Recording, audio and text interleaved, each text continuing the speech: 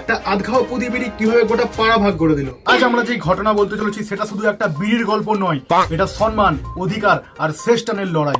নমস্কার, আজ বছরের প্রথম দিনে মেদিনীপুর শহরে ঘটে গেল এক অভূতপূর্ব মর্মান্তিক দুর্ঘটনা, বিড়ি বিপ্লব। ঘটনাস্থল একটি সাধারণ চায়ের দোকান, না কোনো বড় বন্যার আর না কোনো রাজনৈতিক স্লোগান। সকাল 9টা, চা চলছে, আড্ডা চলছে, আর এক কোণ থেকে বিড়ির ধোঁয়া আসছে।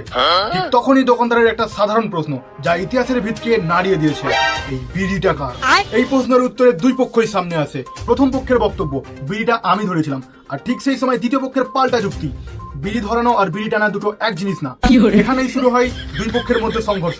একদিকে ধরার অধিকার আর অন্যদিকে শ্রেষ্ঠানের নৈতিকতা। চা ঠান্ডা হয়ে যায়, বিস্কুট ভিজে যায়, আর ঠিক সেই সময় আশেপাশের মানুষ বুঝতে পারে এটা কোনো সাধারণ তর্ক নেই। স্থানীয় এক কাকুর বক্তব্য, আগে মানুষজন যেখানে জমি জায়গার জন্য লড়াই করতো, এখন মানুষজন বিড়ির শ্রেষ্ঠানের জন্য লড়াই করে চলেছে। একজন তরুণের মতামত, এটা ডিজিটাল ইন্ডিয়া, কিন্তু এখনো পর্যন্ত বিড়ির শ্রেষ্ঠান আমাদের কাছে অ্যানালগ হয়ে রয়েছে। সমাজ বিজ্ঞানীদের মতে এই বিড়ি বিপ্লব আসলে আমাদের দৈনন্দিন জীবনের প্রতিচ্ছবি, যেখানে সম্পদ ছোট কিন্তু আবেগ বিশাল। এখানে প্রশ্ন একটাই, শেষটা কার?